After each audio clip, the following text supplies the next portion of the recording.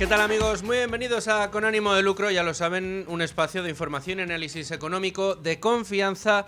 Somos, o intentamos ser, un oasis para la economía entendida desde el lado correcto de la historia, desde la defensa de las ideas de la libertad, de la prosperidad, de la propiedad privada y también del respeto a la búsqueda de la felicidad. Hoy, en Con Ánimo de Lucro, vamos a analizar un tema candente que está de actualidad, que empieza a preocupar cada vez a más gente y que está haciendo que el Banco Central Europeo se mueva y lo haga con rapidez, nos dice Christine Lagarde. Sí, desde el Banco Central Europeo están decididos a poner en marcha un euro digital.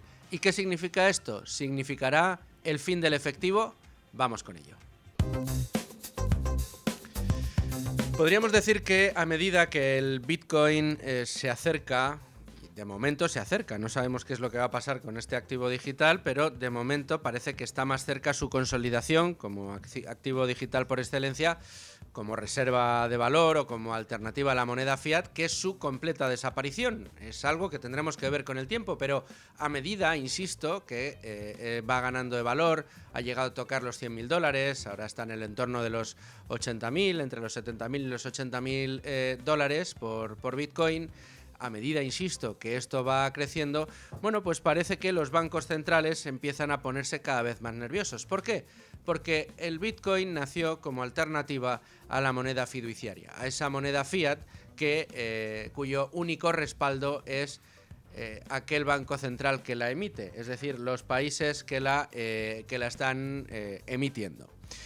Claro, una de las ventajas que tienen las monedas como digitales como el Bitcoin, que están cada vez, insisto, más cerca de consolidarse, es que te permiten tener riqueza almacenada en estas monedas e incluso transaccionar con ellas sin tener que estar dependiendo del valor que a esta moneda le quiera dar de manera arbitraria un banco central. Recordemos que las monedas que utilizamos todos, el euro, el dólar, bueno, pues son monedas que dependen de los tipos de interés que vayan a declarar de manera unilateral los distintos bancos centrales. En este caso, para el dólar, la Reserva Federal Norteamericana, y hoy hay reunión, y hoy parece que la Reserva Federal Norteamericana va a mantener los tipos de interés en Estados Unidos entre el 4,25 y el 4,50, o el Banco Central Europeo, que en Europa lo que está haciendo es cada vez bajando más los tipos de interés, es decir, rebajando el valor del euro. Lo que hace es abaratar la moneda, lo que hace al final es reducir o aumentar la inflación sobre la moneda fiduciaria, en este caso sobre el euro. ¿Estos bancos centrales qué han hecho desde que se acabó con el patrón oro? Bueno, pues básicamente lo que han ido haciendo ha sido reducir el valor de cada unidad monetaria, es decir, hacernos cada vez más pobres, en una palabra, para que nos entiendan todos ustedes. Es decir, y lo están viendo en estos últimos años de una manera más notable, ¿no? Con unas inflaciones por encima del 10%, que lo que podemos comprar con nuestras monedas cada vez es menor. ¿Por qué? Pues porque dependemos, insisto, del valor que le quiera dar los distintos estados. En el caso de la Unión Europea, el consenso de los estados manifestada en el Banco Central Europeo a la moneda en circulación. La moneda digital, en este caso el Bitcoin como moneda digital por excelencia, se erige o se ha convertido también incluso en un símbolo en contra del bastardeo de la moneda por parte de los bancos centrales. ¿Qué están viendo los bancos centrales? ¿Qué es lo que le preocupa tanto a Christine Lagarde en Europa? Bueno, pues le preocupa que los ciudadanos empiecen a escaparse de ese control, y para obligarles a mantenerles bajo control a los ciudadanos, a los contribuyentes, ha dicho que quiere poner en marcha el euro digital. Y aquí es donde empiezan los problemas. ¿Cómo va a funcionar? ¿Se podrá tener de manera simultánea efectivo y euros digitales? Nos dicen que sí, pero al mismo tiempo nos deslizan que una de las alternativas que busca el euro digital es convertirse en alternativa al efectivo. Si esto termina por hacer desaparecer el efectivo, ¿qué pasará con nuestras transacciones? Bueno, pues que tendremos detrás al Banco Central Europeo de nuevo ayudándonos a utilizar esta moneda, dicho de otra manera, controlando cada uno de nuestros movimientos. Se podrá utilizar, irán a la par el valor del dinero electrónico que tenemos en nuestra cuenta corriente y de lo que tengamos en el monedero digital, en euros digitales. Se supone que sí, pero también nos dicen que va a ser limitado, que no nos van a dejar utilizar todos los euros digitales que queramos, que va a ser una moneda limitada. ¿Cómo van a conseguir que fluctúen al mismo precio? ¿Qué nivel de privacidad vamos a tener en el uso de esta moneda? Y sobre todo, si no es necesario, ¿por qué la quieren poner en marcha? Todo esto lo vamos a tratar en el día de hoy, vamos a tratar de hacerlo con los mejores especialistas, con los mejores expertos, conociendo cada uno de los detalles que rodean a este proyecto que empezó hace años y que quieren acelerar para poderlo culminar antes de que termine este año 2025. Es un proyecto que a aquellos que más saben de moneda, a aquellos que más saben de dinero, de teoría monetaria, les preocupa y mucho, sobre todo porque, de nuevo, lo que parece querer hacer el Banco Central Europeo es incrementar su capacidad de control sobre las haciendas de los ciudadanos, al menos en la Unión Europea. Mientras esto sucede en Europa, ¿qué sucede en Estados Unidos? No siendo Trump precisamente ejemplo para muchas cosas. Bueno, pues lo que ha hecho Estados Unidos es decir que al menos allí, en esas latitudes, va a prohibir que los bancos centrales emitan monedas digitales. Allí lo prohíben, aquí lo están impulsando. Vamos, insisto, a tratar de averiguar cuáles son las problemáticas que rodean a todo lo que tiene que ver con la puesta en marcha de un euro digital, pero antes vamos a hacer un repaso a la portada de Libre Mercado con Beatriz García. Y tengo ya conmigo a Beatriz García, jefa de Libre Mercado. Bea, ¿cómo estás? Muy buenas. Vamos a tratar un tema, de hecho, además te voy a pedir, Bea, que no te vayas muy lejos, porque ahora enseguida nos va a contar Rubén Folguera por qué queremos hablar del euro digital. Has escrito y mucho últimamente en Libertad Digital sobre este asunto y quiero que te quedes para que nos cuentes todos los detalles de lo que está pasando. Pero más allá de esto, ¿qué otras cosas nos estás contando hoy en Libre Mercado? Bueno, pues tenemos a Yolanda Díaz, nuestra ministra de Trabajo, y su maquillaje estadístico de cabecera, que es con los datos del paro, cómo no. Nos cuenta Carlos Cuesta hoy que está batiendo récord de borrado de parados, metiéndolos en un cajón, porque bueno, la cifra de desempleados tapados debajo de la alfombra es casi la misma, se acerca a la de los parados oficiales. Y bueno, Carlos Cuesta recoge un informe de uso, ya sabéis, el sindicato que el único en España que analiza las cifras con un poco de perspectiva realista, no como los otros que tenemos, que ya sabemos que están plegados completamente al gobierno. ¿Y qué nos cuenta Uso? ¿Qué nos desvela? Bueno, pues que casi 1,9 millones de personas estarían en su casa sin trabajar, pero que en las estadísticas de Yolanda Díaz no los cuenta aparecen como parados oficiales de los 2,59 millones que tenemos de parados oficiales. Entonces, bueno, pues es demandantes de empleo que están inscritos en los servicios públicos pero que no trabajan, esos fijos discontinuos inactivos y toda una serie de categorías que enmascaran la realidad de nuestro mercado laboral.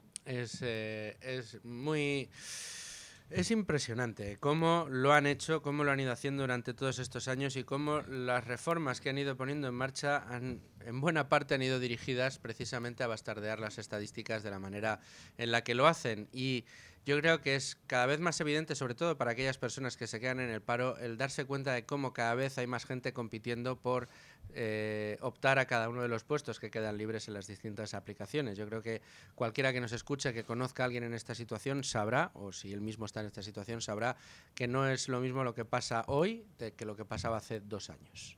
Pues no. Y bueno, el PSOE también haciendo de las suyas, esta vez contra los apartamentos turísticos, ese demonio que la izquierda se ha propuesto batir, y nada, pues que planea un nuevo golpe hacia estos propietarios, como pues con más IVA, subirles el IVA. Ya se ha hablado mucho de la propuesta, venía de la mano de Sumar, de subir el IVA a los apartamentos turísticos, o sea que tu apartamento en Peñíscola pague más IVA que el Four Seasons o que el Hotel Palace. Y también pretenden, bueno, pues poner coto a la comercialización y que las comunidades exijan licencia a los propietarios, regulación, regulación, regulación y cerco a la propiedad privada otra vez. Es de nuevo impresionante cómo se ha atacado en esta legislatura a la propiedad privada y cómo continúan en esa misma senda. No dan marcha atrás, no se dan cuenta del error que han cometido, no se dan cuenta de que buena parte de los problemas que atraviesan hoy tanta gente que no puede acceder a una vivienda tiene mucho que ver con esos ataques a la propiedad y a esas regulaciones destinadas únicamente a constreñir la oferta y a disparar la demanda, que lo que hace es que cada vez tengamos precios mucho más altos. Pues sí. Bea, insisto, dime que me tenéis preparado, que no os tenéis preparado para mañana. Pues bueno, hablaremos del escándalo de las renovables, ese gobierno de Pedro Sánchez que no quiere pagar lo que prometió que iba a pagar. Terrible. Muy pendientes estaremos de esto, pero Bea, te pido por favor que no te alejes porque vamos a ir enseguida con este tema que además que sé que te apasiona desde hace mucho tiempo, anda que no hemos tenido discusiones en redacción. Conversaciones fuera, al final es que lo que hablamos se hace realidad. Desde luego que sí. Y lamentablemente parece que no terminaremos el año sin que lo veamos. Bea, insisto, no te vayas muy lejos, muy que vamos con Rubén y enseguida analizamos todo lo que tiene que ver con esto de las CDBCs. Bueno, antes de entrar en el tema del día, déjenme que les haga dos recomendaciones. La primera, urgente, para mañana. Mañana mismo vamos a tener aquí en el estudio a los profesionales de Circa para analizar un poco cómo funciona esto del mercado de segunda mano para las joyas. ¿Cómo funciona esto? Bueno, pues en Circa tasan, son expertos, líderes de mercado en la tasación de joyas y relojes de alta gama para darle una segunda vida a esas joyas que a nosotros ya no nos gustan y que podemos liquidar, puesto que al final una buena joya o un buen reloj forma parte de nuestro patrimonio. Lo podemos liquidar gracias a Circa y Circa además nos ofrece todas las garantías en este proceso. Vamos a tener mañana, insisto, esta entrevista, no se la pierdan. Y por otro lado, mucha atención, como siempre decimos, a todo aquel que quiera invertir en el negocio inmobiliario pero sin comprarse una casa. Desde 250 euros uno puede invertir en las promociones que pone en marcha Cibislend. Cibislend, una plataforma de crowdlending inmobiliario que lo que hace es poner de acuerdo a aquellos promotores que necesitan capital con aquellos inversores que quieren sacarle rendimiento a su dinero. Rentabilidades de entre el 10 y el 13% en plazos de entre 10, 15, 12 meses. La verdad que alternativa estupenda, una forma de renta fija inmobiliaria. Toda la información en cibislend.com. Y vamos ya con el tema del día, las CDBCs, las Central Bank Digital Currency, las monedas digitales acuñadas por bancos centrales, el euro digital, en definitiva. Rubén Folguera, ¿qué tal? Buenas tardes. Buenas tardes, ¿qué tal? Cuéntanos por qué vamos a hablar hoy de este tema. Pues porque, de acuerdo con el plan del Banco Central Europeo, que ya se anunció hace unos años, a finales de este año se sabe que ya se pondrá fin a la fase de preparación en la cual pues, el alto organismo, la alta autoridad monetaria europea, ha ido de algún modo pues desarrollando, ¿no?, las directrices y el funcionamiento de del euro digital, básicamente de esta moneda digital que pues quieren poner en marcha lo antes posible. Pero es que además hace un par de días Beatriz García publicaba en Libre Mercado cómo en una conferencia pues Lagarde, preguntada sobre todas estas cuestiones, insistió, ¿no?, en que la idea del Banco Central Europeo es que se ponga fin a esta fase de preparación para octubre de 2025. Pero además, el lunes pasado, Denaria organizó en el Congreso de los Diputados una jornada en la cual pues, se expuso ante sus señorías, ¿no?, pues, todas las preocupaciones de personalidades del ámbito económico español, entre ellos el presidente de CEOMA, José Luis Fernández Santillana, o también el presidente de Denaria, Javier Rou Pérez, quienes pues expresaron su preocupación, ya digo, pero además en términos muy, muy directos. Por ejemplo, José Luis Fernández Santillana llegó a decir que estaba cansado de estar bajo sospecha de ser un defraudador, que es lo que de algún modo incentiva, ¿no?, el gobierno español al tratar de limitar a 1.000 euros la cantidad que se puede pagar en metálico en nuestro país. Y con todo, ayer Escrivá, en el contexto de la conferencia pues, que dio en el Observatorio de las Finanzas organizado por El Español, insistió en todo esto y de hecho dedicó íntegra su conferencia a hablar del euro digital y a expresar las pues numerosas ventajas y beneficios que supondrá, según el gobernador del Banco de España, este euro digital. Bueno, pues Rubén, muchas gracias por este marco en el que nos movemos, pero vamos ya a hablar con nuestra compañera Beatriz García, jefa de Libre Mercado, que como estábamos diciendo antes, Bea, es una de las personas que más tiempo lleva en medios de comunicación advirtiendo de todo este movimiento que empieza a materializarse, Bea, porque Lagarde ha puesto fecha. Claro, sí, la fecha estaba marcada a finales de este año, la fecha de la siguiente fase del euro digital. Vamos por la tercera, llevamos desde 2021, en 2023 se impusieron ya y se trazaron las líneas maestras de esta moneda digital europea. Parece que desde 2023 hasta ahora no se habían hecho grandes avances, no sabemos lo que estará haciendo el Banco Central Europeo por detrás, se supone que están trabajando en ello, por supuesto, pero a nivel público, a nivel mediático, no sabíamos, bueno, pues no sabíamos qué novedades estaban preparando. ¿Qué pasa a principios de marzo? Lagarde, bueno, pues el Banco Central Europeo tiene su encuentro habitual para determinar qué van a hacer con los tipos de interés, y Lagarde da la rueda de prensa habitual para explicar, bueno, pues lo de siempre, porque el Banco Central Europeo baja tipos de interés sin tener controlada la inflación. Pero bueno, dejando ahí este tema monetario, se le pregunta a Lagarde en la rueda de prensa por el futuro del euro digital. ¿Al hilo de qué? Al hilo de que Donald Trump en Estados Unidos da un carpetazo a esta idea y dice, veremos a ver luego qué hace la Fed, porque pueden tener, bueno, pues esos desencuentros esperables, que no hay dólar digital, que se acabó esta idea de crear una moneda estatal con el respaldo digital, del Banco Central. Efectivamente. Entonces, al preguntarle a Lagarde, oye, bueno, pues parece que Estados Unidos dice que no a este proyecto, de momento le ha dicho a la FED que no, ¿qué van a hacer ustedes o en qué punto están ustedes? Bueno, pues Lagarde, lejos de decir, estamos igual, estamos trabajando, no, Lagarde lo que dice es, pone de manifiesto las prisas, que ahora es más importante que nunca, que es primordial, que hay que darse prisa con esta idea. ¿Para qué? Su excusa, ¿cuál va a ser la excusa perfecta para Europa y para el Banco Central Europeo para lanzar esta moneda? La dependencia,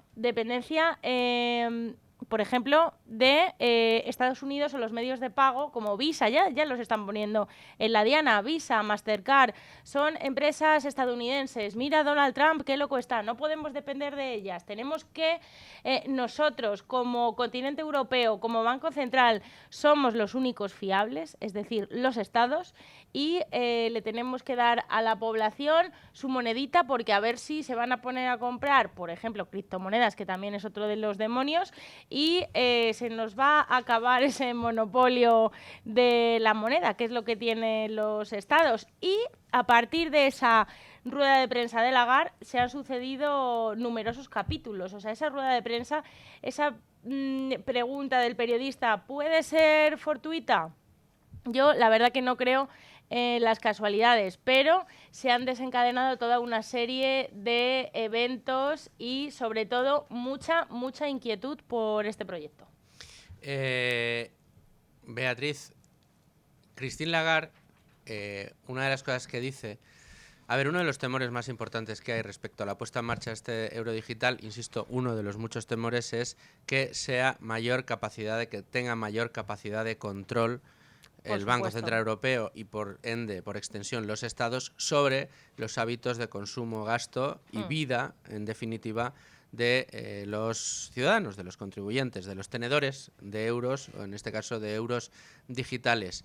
En la explicación que la propia web del Banco Central Europeo tiene de lo que es el euro digital, dice que no, que va a ser completamente anónimo y que no va a haber control. Sin embargo, dentro de lo que es el proyecto publicado en la web del Banco Central Europeo, insisto, el proyecto, ahí sí viene que será un instrumento de control. Y a la señora Lagarde le hicieron, hay que decir, esa broma pesada. Una broma pesada, no que trasciende la broma, pero bueno, Sí. lo que hicieron fue hacerse pasar por Zelensky unos humoristas y hablar con ella y grabar la conversación. Y cuando grabaron esta conversación, hablando precisamente del control, Lagarde dijo esto. Ahora mismo en Europa ya existe ese umbral de que a partir de 1.000 euros ya no puedes pagar en efectivo. Si lo haces, estás en la economía sumergida y estás asumiendo riesgos. Si te cogen, te multan o vas a la cárcel. Pero el euro digital tendrá un grado limitado de control. Estás completamente en lo cierto, en que habrá control. Vamos, que control va a haber. O sea, no Esto- va a ser completamente anónimo, no va a ser libertad total, sino que va a haber control. Pero es que además lo justificó ese control. Estamos planteándonos si para cantidades muy pequeñas de transacciones, por debajo de 300 o 400 euros, podemos establecer un mecanismo en el que no haya control. Pero eso es muy peligroso. Los atentados terroristas en Francia hace 10 años fueron financiados íntegramente con tarjetas de crédito anónimas, con un saldo muy reducido y que podías recargar con total anonimato. Pues eso es el terrorismo, esa es la excusa. De nuevo, esa excusa, de nuevo una excusa además muy sensible, porque hace que el ciudadano también se preocupe, pero como analizaba nuestro compañero Juan Ramón Rayo, nuestro colaborador aquí en Es Radio, Juan Ramón Rayo, decía de, hombre, claro, también es verdad que el domicilio es inviolable, y si los policías pudieran entrar en los domicilios de todo el mundo, descubrirían a los terroristas que preparan los atentados en sus propios domicilios. Pero no por eso se dice que los policías tienen que entrar todos los días en las casas de todo el mundo para buscar a los terroristas. Bueno, pues en este caso, con la excusa del terrorismo, ¿a qué vamos? A que nos controlen hasta transacciones de menos de 50 euros. Claro, y además Lagarde dijo esto en privado, pero ya en público, en el año 2022, ya habló del anonimato y ya reconoció, o sea, es algo que no se puede negar. O sea, tú no puedes comparar un billete de euro y una transacción que se produzca entre dos personas con una transacción que está fiscalizada. Es que tú al final te conviertes en un número, tu euro es un número de operación y ese número de operación, ¿quién lo va a tener? Podemos pensar que en el mejor de los casos el Banco Central Europeo no va a tener acceso a esos datos. Si no lo tiene el Banco Central Europeo, lo tendrán todos los bancos. Alguien tiene que anotar esa cifra y detrás de esa transacción siempre va a haber un individuo. Y podemos pensar que ahora mismo nuestra autoridad monetaria tiene muy buenas intenciones, pero ¿qué pasará en el futuro? No va a estar Lagarde y el Banco Central Europeo compuesto por los mismos miembros eternamente. Todo puede cambiar, la autoridad monetaria puede cambiar, el dirigente de turno, que al final es quien maneja los hilos de los bancos centrales, que son los políticos de los estados, pueden cambiar, pueden tener otras intenciones espurias de control, de seguimiento de la población, de castigo por lo que tú consumes, y al final ellos sí van a tener acceso a esos datos. El dinero físico, su naturaleza, uno de sus valores añadidos es ese anonimato, es esa privacidad. Y esto podemos es lo que está en juego. creernos al Banco Central Europeo o podemos no creérnoslo. Ellos, por ejemplo, Escrivá decía ayer que es que claro que los bancos centrales son los que más prestigio tienen, que los ciudadanos, bueno, están tranquilos con las actuaciones de las autoridades monetarias. Sabemos lo que vienen haciendo las autoridades monetarias en los últimos años, que es una manipulación completa del sistema monetario europeo. ¿Para qué? Para favorecer a los políticos despilfarradores y para empobrecernos a todos. No para, pero bueno, la consecuencia ha sido un empobrecimiento generalizado de la población. Y yo la verdad que me leo la versión oficial del Banco Central Europeo, todos son bondades, no hay ninguna pega, pero tengo muchísimas preguntas que no están resueltas. ¿Este dinero va a ser programable? ¿Este dinero va a tener fecha de caducidad? ¿Qué va a pasar si hay un ciberataque? ¿Qué va a pasar si hay una emergencia nacional? ¿cómo van a garantizar mi privacidad? Porque dicen que lo van a garantizar, pero no me dicen cómo. No, y luego dicen que no, que sí, te dicen que garantizan tu privacidad y luego por lo bajini dicen que no, que Pero va a no, haber no. mucho control, que te van a controlar todo. Y fíjate una última cosa en este sentido, que ayer Escrivá se le escapó en su discurso, todo este discurso que lo centra en el euro digital. Estamos viendo un movimiento claro. O sea, si a Lagarde a principios de marzo reconoce que tiene prisas por implantar el euro digital, ahora llega nuestro gobernador a nivel nacional, prepara una conferencia que era sobre finanzas, no sobre el euro digital. Y su exposición, su PowerPoint, su todo es defender el euro digital y no ponerle ni una pega. Pero es que llega un momento que dice, bueno, vamos a tener casi la misma privacidad que el dinero en efectivo, pero, dice, pero bueno, en los casos de fraude y blanqueo de capitales ya, claro, siempre habrá esa excepción, porque bueno, claro, siempre hay que proteger al Estado del fraude y de los malos, pero ¿quiénes son los malos? Bueno, pues habrá que verlo y desde luego se quedó retratado con ese lapsus que tuvo el señor Escrivá. Bea, muchas gracias por tu análisis. Si quieres quedarte, porque tengo al teléfono precisamente al presidente de la plataforma Denaria, Javier Rupérez, que fue el encargado en el Congreso de plantear ese problema, que es uno de los problemas que estamos denunciando, que es precisamente si este euro digital está atacando precisamente al efectivo. Javier Rupérez, ¿qué tal? Muy bienvenido a Con Ánimo de Lucro. Muchas gracias. Buen día. Pues nada, aquí sobreviviendo, más o menos. Sobreviviendo. Qué alegría poderle contactar aquí en este programa en Con Ánimo de Lucro.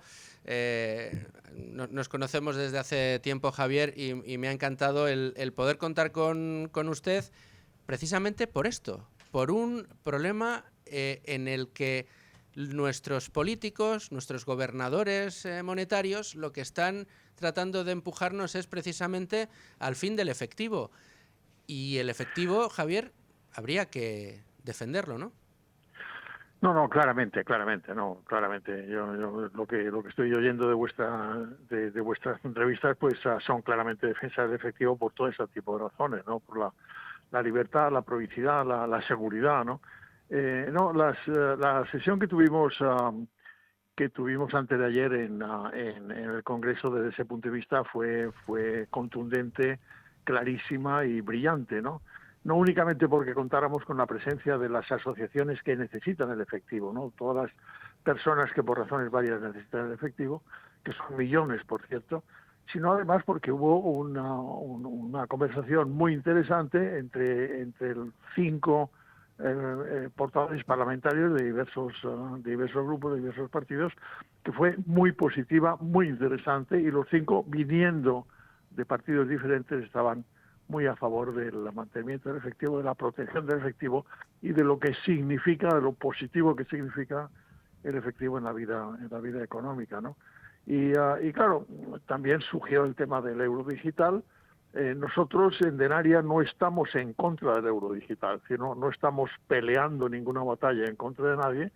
Lo que estamos peleando es a favor de la inclusión social y financiera de todos los ciudadanos, y al mismo tiempo también estamos peleando a favor de la libertad, es decir, que los ciudadanos tengan la capacidad de decidir libremente qué es lo que quieren, qué tipo de pago prefieren, si prefieren el digital o prefieren el... Y por otra parte, lo que estamos viendo es que del euro digital, pues en este momento ha habido un apresuramiento como consecuencia precisamente de todo lo que estamos viendo en Bruselas desde el punto de vista de los aumentos en los presupuestos de defensa, pero al mismo tiempo también lo que es evidente es que en Bruselas tampoco saben muy claramente qué es lo que van a hacer con el efectivo, como con el euro digital, ¿no?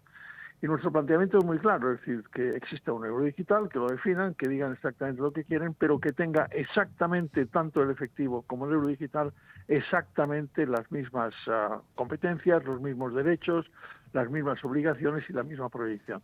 Porque si no, eso sí que sería grave para el efectivo, y yo creo que sería grave también por el funcionamiento de la economía, ¿no? Tengo conmigo a la jefa de Libre Mercado, a Beatriz García, que quería hacerle una pregunta, don Javier. Muy buenas, Javier. Nada, felicitarle lo primero por la jornada que celebraron esta semana. Estuve de principio a fin y fue muy enriquecedora, con muchos protagonistas afectados de todo tipo, empresas afectadas, expertos en seguridad. Estuvo francamente bien. Y ayer, escuchando al gobernador del Banco de España, José Luis Escrivá, me llamaba la atención porque vuelvo otra vez al discurso de Lagarde, muy parecido al de Escrivá de ayer, y decía que, bueno, que esto es una cuestión de autonomía estratégica, que hay que proteger a Europa, pero hay que proteger a Europa y hay que garantizar la autonomía estratégica reforzando la autonomía estratégica con un euro digital, pero no hay ningún plan para reforzar el uso del efectivo. O sea, tendríamos que tener un plan para garantizar el uso del efectivo como salvaguarda de la autonomía estratégica europea y los medios de pago europeos. Y sin embargo, me llama la atención que vamos a reforzar la autonomía estratégica fomentando un sistema de pagos digital, electrónico, por la vía de los teléfonos móviles, un monedero electrónico que va a ser gratis. O sea,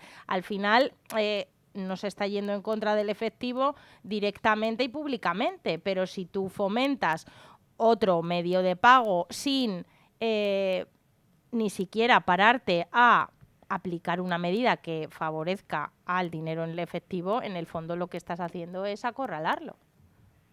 Yo, primero, muchas gracias por lo que ha dicho sobre la jornada en el Congreso, que efectivamente fue muy interesante, muy positiva. Y segundo, yo no veo la conexión entre la autonomía estratégica y el euro digital, francamente. Es decir, ¿qué tipo de relación existe? ¿Por qué necesitan el euro digital para la autonomía estratégica? Es decir, Yo tampoco lo entiendo, Javier. Yo tampoco lo entiendo, francamente. Es decir, ¿cuál es la relación? No lo veo. Es decir, ¿qué es lo que tiene que ver una cosa con otra? De manera que son cosas completamente diferentes. El euro digital, pues adelante. El euro digital, en el fondo, ¿qué es lo que están pensando todos aquellos que vienen años promoviendo el euro digital? Pues exactamente tener un sistema de pago público que, en algún sentido, compense a los bitcoins y a las monedas digitales estratégicas privadas que andan por ahí. Pero muy bien, me parece muy bien. Nosotros no estamos en contra de eso, estamos a favor de la libertad. Pero al mismo tiempo que me digan qué es lo que va a añadir a la autonomía estratégica el euro digital, francamente no lo veo, no lo comprendo, ¿no? De manera que la mezcla de los dos temas me parece que no tiene absolutamente ningún sentido. Sabemos que hay un problema también con lo que en este momento, y a mí me parece muy bien que se esté promoviendo como aumento de los gastos en defensa, precisamente como necesidad de garantizar la autonomía estratégica de Europa, a mí me parece muy bien, pero la relación con eso se consigue con el euro digital, pues la verdad es que me lo explique, ¿no? Yo no lo comprendo y no lo comparto. Y desde luego vuelvo a insistir, es decir, si quieren insistir en el adelantamiento, porque estaban hablando de las últimas cosas que venían del Banco Central Europeo, era que el euro digital empezaría a funcionar más o menos dentro de 2 años, en el 2027. En ese momento tienen prisa por hacerlo antes. Y lo explican diciendo que es precisamente el tema de la autonomía estratégica. Pues la verdad es que no comprendo esa prisa, ¿no? Y por otra parte, lo que sí me parece absolutamente fundamental es que, sea cual sea el momento, primero, que expliquen claramente cuál es el formato del euro digital, y segundo, que sea cual sea el formato, ese formato tiene que ser exactamente igual desde el punto de vista de la proyección, desde el punto de vista del respeto y de la protección, que el efectivo. A mí eso me parece absolutamente evidente, ¿no? Don Javier Rupérez, presidente de Denaria, gracias por atender a Con Ánimo de Lucro, gracias por su análisis y gracias también por la organización de esas jornadas y poner de manifiesto pues los riesgos que entrañan iniciativas como las que se han puesto en marcha y que parece a todas luces que tienen una intención clara de acabar con el dinero en efectivo, cosa que entre otras razones ha estado siempre en la agenda de más de uno que domina el panorama económico en Europa. Don Javier Rupérez, muchísimas gracias. Gracias. Beatriz, gracias también a ti. Espero verte muy prontito. Un placer. De hecho, mañana. Mañana Nos sin vemos falta. por aquí. Muchas gracias. Hasta luego. Despedimos a Javier Rupérez, despedimos a Beatriz García y le damos la bienvenida a José Luis Fernández Santillana, presidente de CEOMA, que también estuvo en esas jornadas en el Parlamento, esas jornadas organizadas por Denaria, y que estuvo debatiendo sobre precisamente la necesidad o no sé, qué dirá José Luis, de mantener el efectivo, el dinero en efectivo. Parece increíble, ¿no?, que estemos discutiendo sobre que vaya a desaparecer o no el dinero en efectivo. José Luis Fernández Santillana, ¿cómo estás? Muy bien, encantado de estar con vosotros. Muchas gracias por atendernos, cosa que además haces siempre que te llamamos, por eso te lo agradezco especialmente. ¿Cómo lo veis desde CEOMA, ¿no?, desde esa Confederación de Organizaciones de Mayores, Confederación Española de Organizaciones de Mayores, no vamos a decir amenaza, vamos a decir riesgo en el que está entrando la utilización del dinero en efectivo, en parte como consecuencia de las prisas que le han entrado al Banco Central Europeo por poner en marcha el famoso euro digital? Bueno, yo creo que hay una parte que tiene que ver con el euro digital y yo creo que hay otra parte que tiene que ver con un uso abusivo de los medios de pago tecnológico que intentan desplazar al pago tradicional con efectivo. Y desde una organización de mayores a la que yo represento, oiga, la gente mayor mayoritariamente quiere el efectivo, se siente más cómoda, se siente más segura utilizándolo. Entonces, yo creo que no se trata de confrontar una cosa con la otra, sino que los sistemas puedan convivir, sistemas de pagos telemáticos, pagos en efectivos, y lo que no se puede intentar es que una desplace a la otra y dejar a la gente una cosa tan simple que es la libertad. O sea, yo con mi dinero hago lo que quiero y pago como quiero, que es mío, que me lo he ganado trabajando o a través de ese trabajo que ha conseguido después que yo tenga una pensión. El problema es que estamos entrando en mercados cautivos, ¿no? Porque no solamente tengo un dinero que me ingresan en la nómina, que me ingresan en el banco, oiga, es que me lo ingresan en el banco. Y esto no lo digo porque es un tema menor. Yo cuando empecé a trabajar hace ya unos cuantos años, me daban un sobrecito con el dinero y firmaba mi nómina. Y yo con ese dinero podía hacer. Si no, después cuando tenía que ir al banco, pues ya tenía que perder tiempo, desplazarme, ir al banco, hacer cola y sacar dinero para mis gastos. Entonces no estaba el tema de la tarjeta. Alguien se acordará de que había una cosa que eran los cheques, que prácticamente nadie utiliza, ¿no? Y que a mí me parece que hay un tema que me preocupa mucho, que es primero el respeto o la falta de libertad para que la gente pueda decidir cómo y de qué manera quiere comprar. Segunda cuestión, esta excusa que se nos pone siempre de que hay que limitar los pagos en efectivo para evitar el fraude, mire, vaya usted a la porra. Si hay un tío que es un defraudador, vaya por él, pero a mí no me considero usted un defraudador potencial. Es decir, yo estoy cansado de que porque quiero hacer un pago en efectivo piensen que puedo ser una persona que defrauda. Y luego todo este tipo de limitaciones, los 1.000 euros en efectivo. Oiga, es que eso no se actualiza con el IPC. Es que si quiero pagar el alquiler de la casa y quiero pagarlo en efectivo, ¿por qué no puedo? Oiga, si eso va contra un recibo, ¿no? Claro. Si hay soporte de alguna manera verificable de los pagos, ¿qué más da que se hagan con una tarjeta, que se hagan con el famoso euro digital cuando llegue, o mediante el pago en efectivo si hay una trazabilidad que se pueda seguir, que ese dinero justifica el pago de una determinada cosa? Yo estoy un poco harto de ese gran hermano y me preocupa mucho, y acabé mi intervención el otro día en la jornada denaria diciendo mi preocupación por el euro digital, ¿no? Porque no basta con que digan que no va a llevar a la retirada del efectivo. No sé si llegará o no, porque esto de acuñar papel y acuñar monedas le va a todo el mundo la marcha, ¿no? Sí. Oiga, pero ¿para qué? ¿Para qué? ¿Para coleccionistas? Claro. Es que la cuestión es, oiga, ¿qué me va a permitir hacer? Si ahora mismo tenemos, mira, os pongo un ejemplo muy sencillo, de este verano. Ir a entrar a un museo de un municipio en Galicia, un museo municipal. Bueno, solamente emitían el pago con tarjeta. Sí. Solo. Entonces, detrás de nosotros iba un matrimonio y decía, oiga, pero es que no hemos tenido tarjeta. ¿Qué hacemos? Pues se siente. Y eran cantidades ridículas, podía ser 2 euros o 2,50, una cosa de estas, Bueno, pues oiga, no, es que ¿qué? O sea, ¿qué ponen bajo sospecha al funcionario de que se va a quedar con el dinero? ¿Esto cómo es? Siempre está el tema del fraude supuesto. Oiga, la gente que defrauda lo hace en grandes cantidades, no en el menudeo de esta vida cotidiana con la cual nos manejamos, y al final muchas de estos fraudes se hacen utilizando tecnologías que no tienen nada que ver con el manejo del dinero en efectivo. Me parece que a mí me preocupa del euro digital dos cosas. La trazabilidad que tiene, que es casi infinita. Es decir, yo ponía el ejemplo de que puedo entrar, si pagase con el euro digital en una droguería, pues el champú que utilizo para lavarme el pelo, sabrían cuántas veces lo compro, qué tipo de marca Sí, de señor. champú utilizo, etcétera.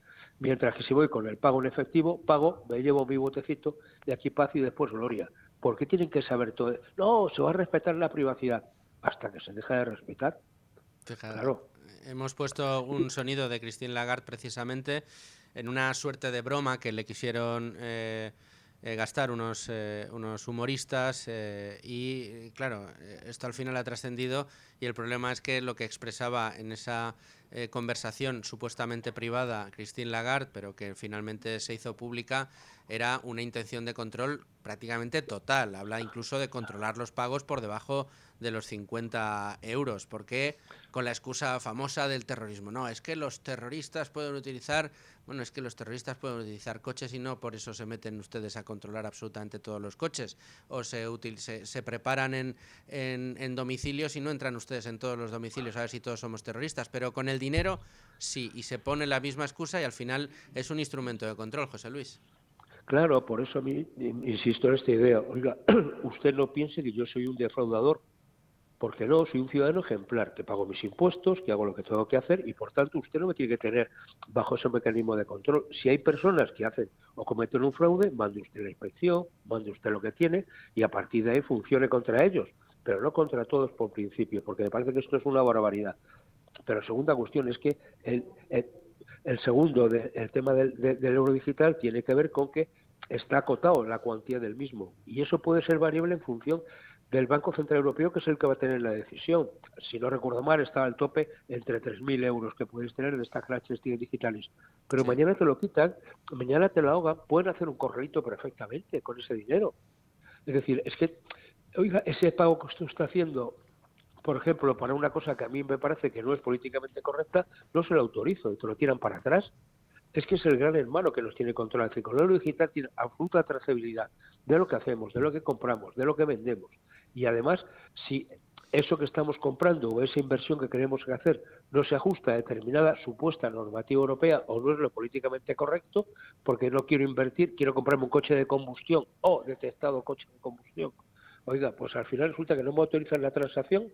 ¿Esto cómo es? Hombre, con 3.000 euros no lo voy a hacer, por entenderme.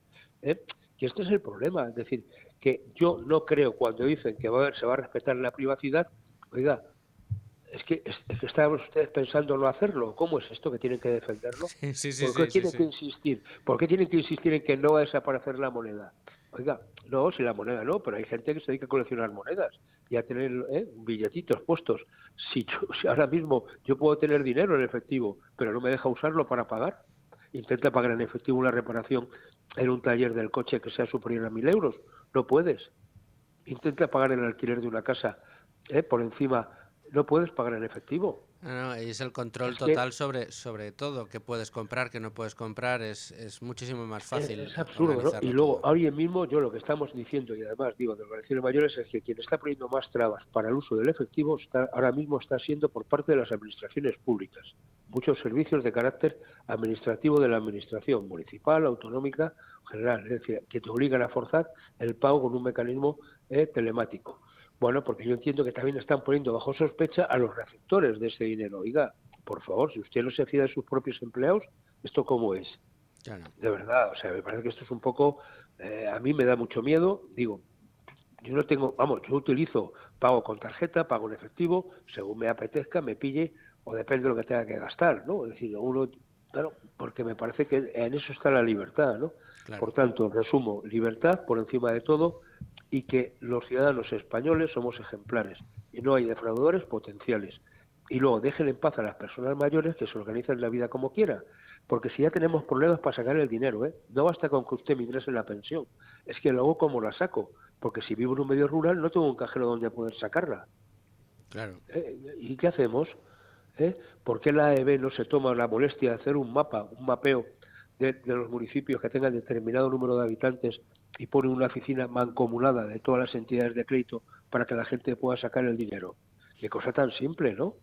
Pues sería lo suyo. José Luis, presidente de CEOMA, muchísimas gracias, como siempre, por atender la llamada con ánimo de lucro. Seguiremos hablando de esto, así que muy probablemente Sí. volveremos a charlar. Si puede ser aquí en el estudio, mucho mejor. Estaré encantado de irlo a saber. O Muy sea, bien. que en la próxima, en vivo y en directo. Ojalá. Un abrazo muy fuerte, José Luis. Gracias. Un abrazo, adiós. Y llegamos a 10 minutos para la 1, 10 minutos para las 12 en Canarias. Momento de abrir mercados con Gustavo Martínez hoy.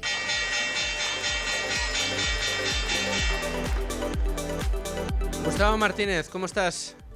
Hola Luis, pues mira, muy contento de estar, aunque sea poquito tiempo hoy contigo, ¿sabes? Bueno, no, hay que participar lo que cada uno pueda. Yo me doy, me quedo muy satisfecho y muy agradecido por vuestras intervenciones. Te voy a pedir una valoración mínima de cómo ves los mercados en el día de hoy, con la incertidumbre que domina precisamente en ellos, porque luego quiero tu opinión sobre este tema que estamos tratando hoy de las CDBCs.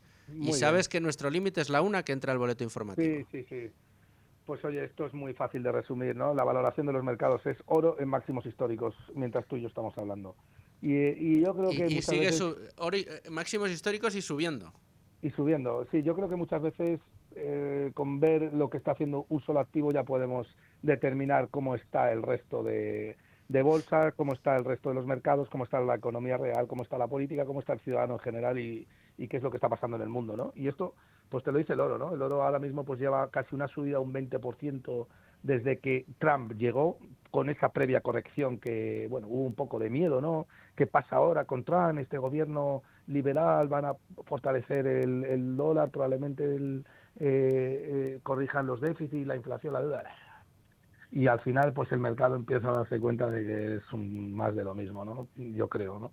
Bueno, en realidad yo ya lo tenía claro, ¿no? Pero bueno, yo imagino que a medida que vaya pasando el tiempo, pues más gente lo seguirá teniendo claro e irá a refugiarse. Es cierto que el oro lleva una subida espectacular en los últimos 2 años, pero todavía yo no veo ningún atisbo de que esto tenga que corregir. Al menos no, yo no vendería oro si alguien me pregunta, ¿no?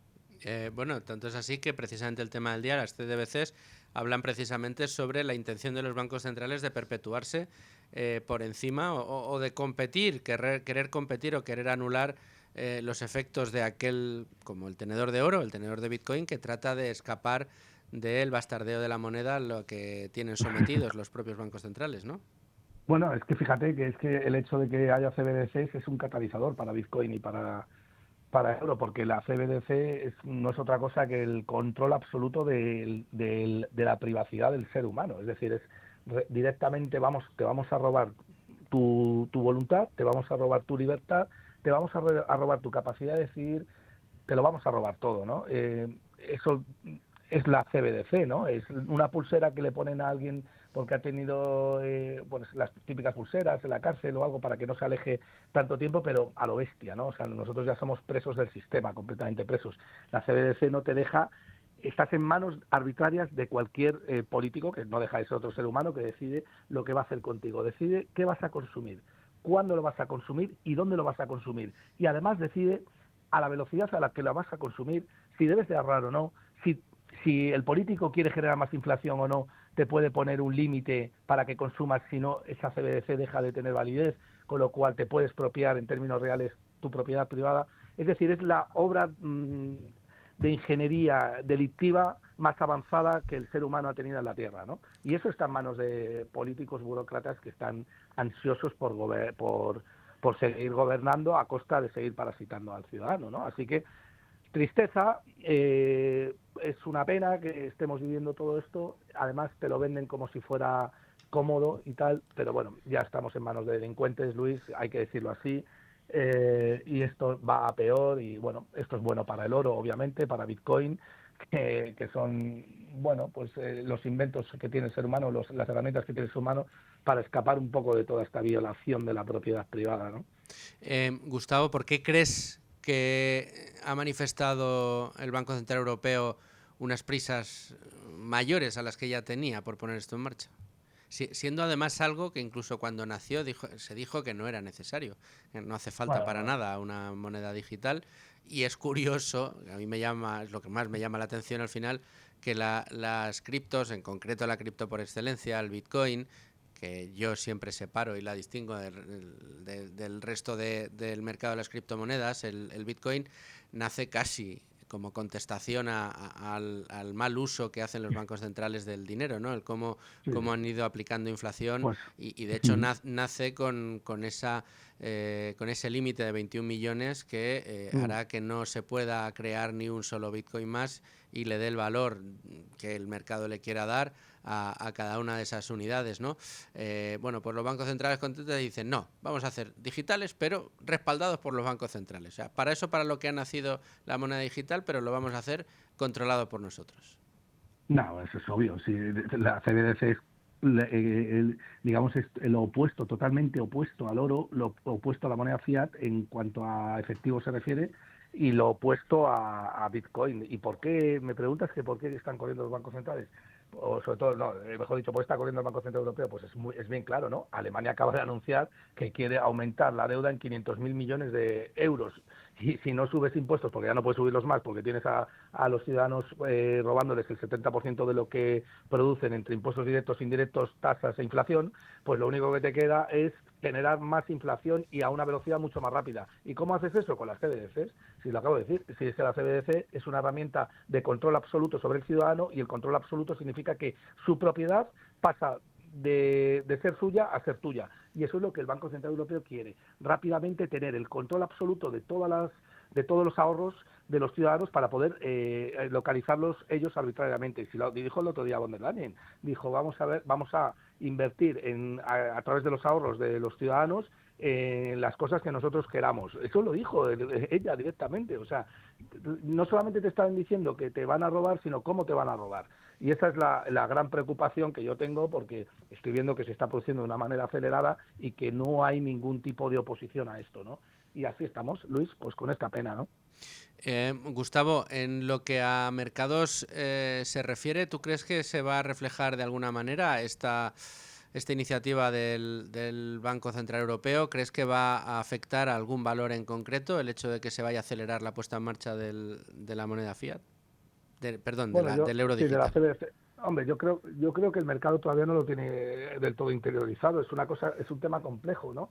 Pero obviamente tiene que afectar, ¿no? Al final es una cuestión de inseguridad. Fíjate que China está inmersa en una deflación por cosas que son muy parecidas. De hecho, estamos superando a China en control. O sea, realmente al final pues el ciudadano dejará de invertir en cualquier cosa porque dice, mira, si ya me tienen controlado, si compro papel de cualquier empresa me lo van a expropiar igual, ¿no? Entonces yo creo que a largo plazo sí va a afectar, a corto plazo es un periodo de incertidumbre, se abre un nuevo periodo de incertidumbre y el oro pues sigue subiendo, marcando nuevos máximos históricos, porque contra la incertidumbre de la expropiación generalizada de los estados, pues los verdaderos antídotos pues emergen, ¿no? Y por eso tenemos un oro que no para de subir cuando es un activo que tiene una capitalización bursátil bestial, es decir, mover un 20%, la gente ha perdido el concepto de esto, o sea, mover un 20% del oro es una barbaridad, un 20%, pero es que sube un 20% en lo que va de año y sigue sin parar de subir porque la gente necesita protegerse en algo ante todo lo que se viene encima, que no es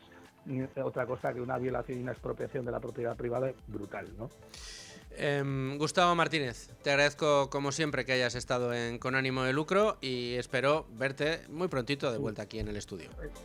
Muchas gracias, Luis, un abrazo. Bueno, importante el análisis que estamos haciendo hoy. Ya ven que tenemos protagonistas, tenemos analistas de primer nivel y todavía nos queda Álvaro de María, a quien escucharemos después del boletín de la 1. Nos vamos a los servicios informativos de Radio y volvemos aquí con Álvaro de María para seguir hablando de las CDBCs. Seguimos Con Ánimo de Lucro y seguimos analizando un tema apasionante del que yo creo que tendremos que dedicar más tiempo, más minutos aquí en Con Ánimo de Lucro. De hecho, hoy es un programa especial, más extenso de lo habitual en lo que al tema del día se refiere. Normalmente a estas horas entran secciones. Los miércoles solemos hablar con Nuria Richard sobre el avance de Economía para quedarte sin amigos, pero ya lo haremos mañana o quizá pasado. Pero ahora tenemos la suerte de poder hablar en este caso con el CEO de BTC Consulting y autor del libro La filosofía del Bitcoin y también profesor del curso Invertir con cabeza y ganar dinero a largo plazo del equipo de Tu dinero nunca duerme y Locos de Wall Street. Ahí tenemos los masterclass de Álvaro de María. Álvaro, ¿cómo estás? Muy buenas, un placer estar por aquí. Oye, un gustazo tenerte en Con Ánimo de Lucro y más para tratar un tema, yo creo que es apasionante, que es muy difícil de entender para mucha gente, pero que detrás de él parece que subyace el intento de control total por parte de las autoridades monetarias respecto a la hacienda, consumo y gasto de todos sus ciudadanos, ¿no?, en Europa.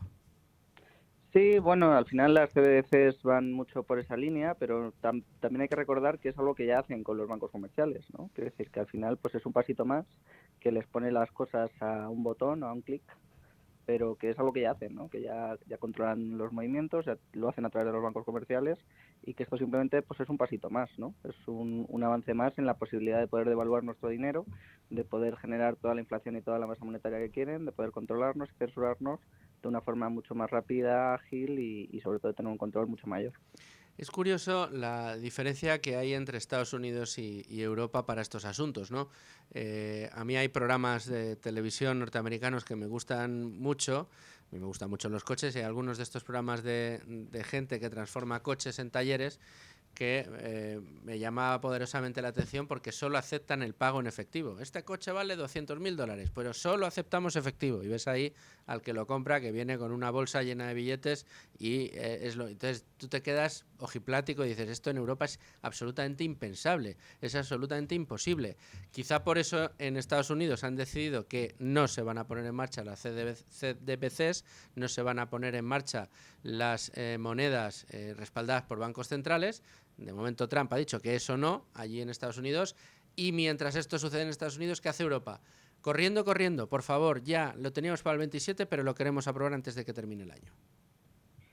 Sí, efectivamente. Yo creo que al final aquí la gran contraposición es el efectivo, sobre todo, ¿no? Es decir, la pérdida de la posibilidad de tener privacidad en nuestras transacciones económicas. Al final la privacidad se define como la posibilidad de revelarse selectivamente, que tú elijas a quién quieres dar la información de tus movimientos, de tus transacciones o de lo que sea, ¿no? Y eso no se aplica solo al dinero, se aplica también a la información, ¿no? Cuando enviamos una carta, pues tenemos privacidad porque esa información queda entre el que recibe la carta y el que la envía, ¿no? Pero si enviamos un correo electrónico, pues ya hay un proveedor de servicio por el que pasamos, por ejemplo, pues Gmail o el que sea, que si quiere acceder al contenido de ese correo, puede hacerlo, ¿no? Y eso ya nos quita a nosotros automáticamente la posibilidad de revelarnos si queremos o si no, ¿no? Esa posibilidad de dar esa información a un tercero.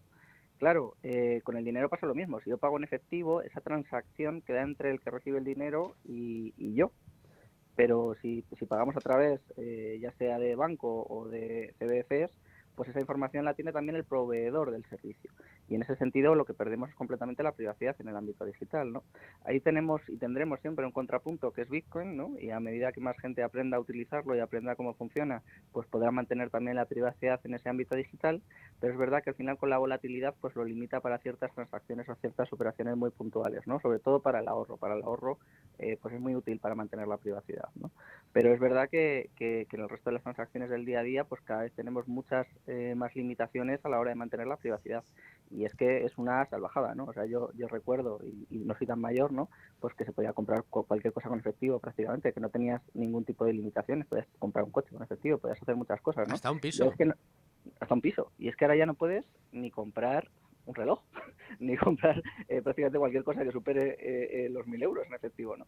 Me parece tal nivel de locura la que estamos alcanzando de control, de cesión, de no poner límites, de que no puedas retirar tu dinero en efectivo del banco, ¿no? A mí esto me parece impresionante. En Argentina se pagan casos con efectivo, con dólares, ¿no? Desde luego. Ni siquiera puedes hacer eso, ni siquiera puedes sacar tu dinero del cajero. Y esto del euro digital, si avanza hacia donde tú estás indicando, Álvaro, ¿hasta dónde va a llegar la capacidad de control? Porque al final todo se resume en eso, es decir, el poco espacio que todavía le quedaba al ciudadano para poder escapar de ese control lo vamos a limitar, lo vamos a prácticamente eliminar. ¿Qué podría hacer la autoridad monetaria con nosotros si definitivamente acabamos con el efectivo y todo pasa por dinero electrónico a través de las tarjetas de crédito y los euros digitales? Bueno, yo creo que ellos, sobre todo, el único límite a su control y a su devaluación es su incapacidad, ¿no? La incompetencia de los banqueros centrales y de los políticos. Creo que es el único límite que vamos a ser capaces de poner los ciudadanos al poder político. Eso sería triste, ¿no? Pero básicamente solo nos queda eso y Bitcoin, ¿no? Que al final lo que consigue es precisamente eso, ¿no? Quitar a ese tercero de confianza y devolvernos la posibilidad de tener el control y la privacidad sobre nuestra riqueza. Y en ese sentido, pues nada, a mi juicio, exactamente igual que hacen ahora, pues van a poder seguir haciéndolo, ¿no? Van a poder devaluar nuestro dinero, van a poder controlarnos, van a poder fiscalizarnos de una forma pues todavía mayor y más ágil, ¿no? Pero es verdad que yo tengo todavía mis dudas sobre que ellos sean capaces de hacer todo este proceso y sobre todo en ese tiempo tan rápido, ¿no? Aunque sacaron a concurso todo el proceso del euro digital y demás, al final hay que reconocer que los estados y especialmente la Unión Europea, pues en temas de innovación no son muy buenos, ¿no? Entonces, yo tengo mis dudas de que realmente sean capaces de lanzar algo con éxito y que si no son capaces de mantener con seguridad protegidos los datos de los ciudadanos o las administraciones públicas, vayan a ser capaces de proteger la riqueza y la seguridad, la privacidad, como la entienden ellos, ¿no?, de los ciudadanos, controlando ellos y centralizando toda la gestión del dinero. Porque al final no se nos olvide que los bancos comerciales, que son los que gestionan también sobre todo los institutos monetarios, pues tienen cierto nivel de descentralización, hay cierta competencia entre ellos, ¿no? Entonces pueden establecer ciertos mecanismos para proveer más seguridad, para proteger un poquito mejor los datos, pero al final si solo hay una entidad que lo emite y que lo controla y que lo gestiona todo, pues la probabilidad de que sufra ataques, ciberataques, hackeos, pérdida de información, etc., pues yo creo que es inmensa, ¿no? Y luego que por otro lado la ciudadanía pues tampoco está muy familiarizada con el uso de esta clase de activos, ¿no? Entonces yo lo veo francamente complicado, ¿no? Yo creo que les va a salir el tiro por la culata. Han intentado parecer o aparentar que están haciendo algo que mejore las cosas, pero yo creo que es muy complicado, ¿no? Y no porque teóricamente no tenga puntos que puedan ser interesantes, ¿no? Ahí hay un libro de Miguel Ángel Fernández Ordóñez, de Mazo, Sí. que es Adiós a los bancos, que es bastante interesante, ¿no? Y su postura yo creo que sí que merece la pena ser escuchada, aunque evidentemente falla en el punto de que hay que confiar en los políticos y él piensa que nunca van a abusar de ese poder que se les da, ¿no? Pero bueno, al final... Es el pues, mazo malo, pero aquí ha pecado de bueno. Sí, aquí ha pecado buena, aquí ha pecado buena. Entonces, yo creo que son posturas que se pueden valorar y que pueden ser interesantes en algunos puntos, porque es verdad que a mí, pues yo creo que el darle ese monopolio sobre los depósitos a los bancos no creo que sea lo mejor. Es decir, en ese sentido creo que permitiría una liberalización muy fuerte del sector bancario y eso podría ser positivo, pero el lobby bancario no lo va a permitir, entonces porque les quita su fuente de financiación principal, Sí. y luego los políticos van a tender a corromperse como siempre, ¿no? A crear más moneda y abusar de los ciudadanos. Entonces yo creo que por A o por B o por C, pues no va a ser un proyecto que tenga éxito, ¿no? Bueno, pues vamos a estar muy pendientes, Álvaro. Si me das tu permiso, pues abusaremos de ti en otra ocasión para que Por supuesto. hablar de este tema o de otros muchos. Solo pregunta de bien, mal, sí o no. Esto, porque nos hemos quedado sin tiempo, ¿esto va a favorecer o no va a favorecer a la consolidación del Bitcoin? Pues yo creo que sí, que lo va a favorecer muy claramente porque al final es la única alternativa que queda, ¿no? Y cada vez más ciudadanos van despertando y se van dando cuenta de eso. Bueno, pues Entonces, aquí lo contaremos, eso sin duda. Fantástico. Muy bien, Álvaro, pues un abrazo muy fuerte. Muchísimas gracias. Un auténtico placer, muchas gracias. Hablamos. Y como cada semana, los miércoles con Antón Díez Tubet. ¿Cómo estás, Antón? Hola, ¿qué tal? Bueno, para quien no lo conozca ya, y ya deberían conocerle todos ustedes, él es el Country Manager de Trade Republic para España y Portugal, este neobanco de origen alemán que está consiguiendo un éxito extraordinario en España. Tengo que felicitarte, estés con unos números espectaculares, ¿no? Muchas gracias. Bueno, al final había mucha necesidad de que se remunerase el dinero de la gente y se le dejase invertir en cosas de calidad y bueno, ahí salimos ya no nosotros. Es solo dejar invertir, sino lo fácil que resulta invertir a través de Trade Republic. Tengo que decir, yo tengo la aplicación y la utilizo habitualmente y la verdad que la sencillez con la que funciona es espectacular. Además la información viene muy bien, es muy fácil, muy intuitiva y la verdad que venía bien, ¿no? Que dentro de la competencia que hay dentro de este sector de los neobancos, que empieza a haber algo, pues tuviéramos algo así tan sencillo, tan fácil y tan intuitivo. Sí, bueno, la gente tiene que entender que invertir y ahorrar bien es fácil y sencillo, no es nada complejo, que requiera de un asesoramiento especializado que solo está al alcance de unos pocos, sino que cada uno lo puede tener en su móvil y cada uno lo puede hacer con poquito dinero En 3 clics y le va a ir estás igual de invertido. bien. Bueno, incluso tener planes sistemáticos de ahorro a largo plazo e ir construyendo un patrimonio, que al final es de lo que se trata y lo que tanto hemos defendido en esta casa, en Es Radio, en Tu Dinero Nunca Duerme los fines de semana y también aquí en Con Ánimo de Lucro. Y una vez tenemos o empezamos a tener ya un buen patrimonio, Antón, de repente surge la duda. Este dinero que tengo aquí en fondos de inversión, que ya tengo un capitalito importante, claro, si ahora reembolso una parte, pues tengo que pagar impuestos por los beneficios obtenidos y no tengo mucha intención de hacerlo. A mí me gustaría que esto siga componiendo a largo plazo, pero oye, ¿y si lo que hago es pedir un crédito con la garantía de estos fondos? Es decir, pignorar estos fondos para obtener un crédito. Sería una manera de obtener dinero por el que no pagaría impuestos, sino un interés y que luego tendría que devolver, pero puedo disponer de ese dinero de una manera distinta y sin tener que pasar por la ventanilla de Hacienda. Efectivamente, es una opción financiera que además en banca privada y en la gestión de grandes patrimonios se utiliza muchísimo. Es un tipo de crédito muy muy barato, es casi igual de barato que los créditos hipotecarios. ¿Por qué? Porque están respaldados por un activo real, que en este caso es un activo financiero real, es decir, hay una serie de participaciones en fondos o en acciones o lo que sea que son titularidad tuya y que tiene cierto valor. Y sobre todo que la aportación de activos financieros como garantías es algo que a los bancos les resulta muy fácil de manejar. Porque si más o menos ya tienen controladas las hipotecas y la ejecución de hipotecas y vender la casa, pues imagínate si tienen el dinero en activos financieros que lo ven en su cuenta todos los días y si necesitan hacer uso de esas garantías, están a un clic de liquidarlas y obtener el efectivo y para el repago del préstamo. Entonces, esa facilidad de control de la garantía que está depositada dentro del banco hace que el riesgo que asuma el banco es muy bajo y por tanto lo que se llama el diferencial de crédito, que es lo que te aplican de tipo de interés sobre el préstamo, sea muy barato. Al final ellos cuando tú pides un crédito con activos, con la pignoración de activos, te aplican pues lo de siempre, ¿no? El Euribor o el valor del dinero en cada momento y el diferencial, que es el riesgo de crédito que asumen. Como el riesgo de crédito es bajo, como explicaba antes, ese diferencial es muy pequeño. Así que acabas pagando prácticamente el valor del dinero y un poquito más, que es lo que pasa con las hipotecas.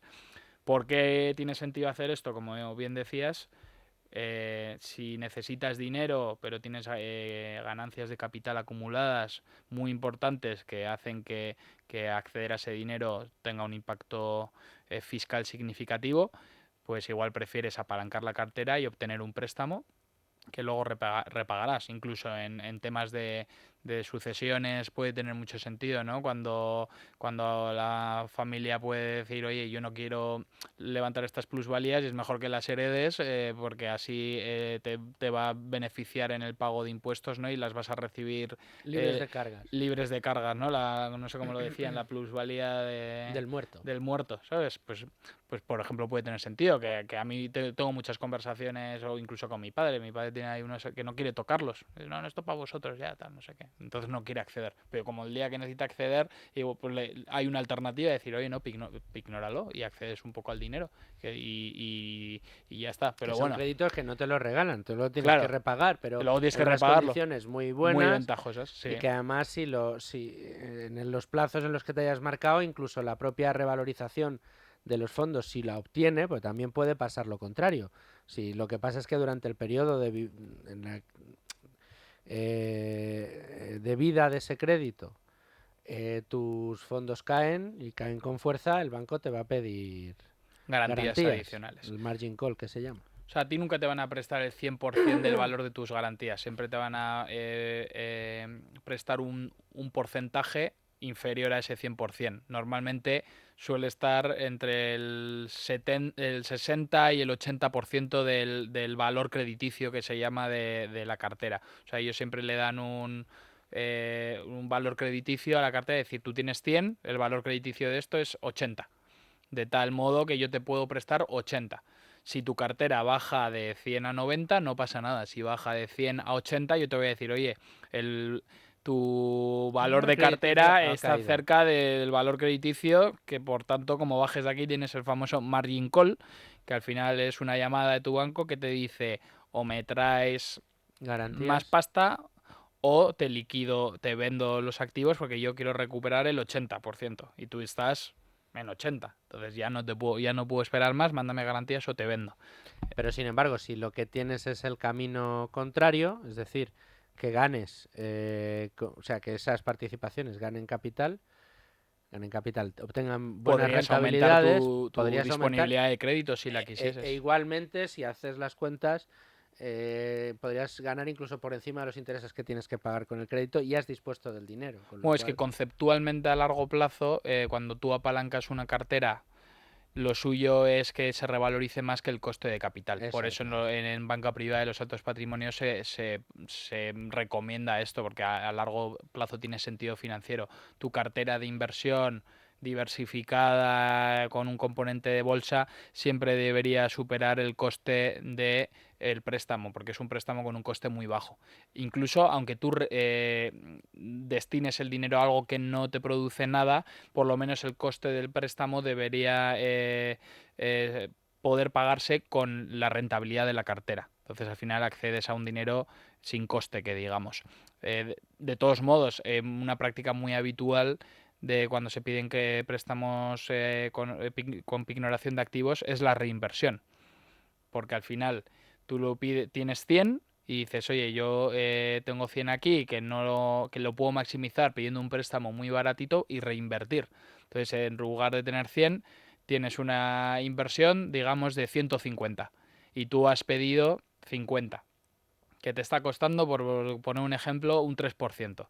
Pero tu cartera a largo plazo te va a dar un 8%. Entonces tú al final estás obteniendo un 8% sobre 150 cuando 50 te ha costado 3. Entonces a esos 50 le estás sacando un 5% de rentabilidad adicional con un riesgo muy controlado, porque al final que tu cartera baje tanto como para que se tenga que liquidar en su totalidad es un escenario muy extremo. Entonces, en muchos casos, a nivel estrategia financiera, se hace lo que se llama un apalancamiento moderado de la cartera.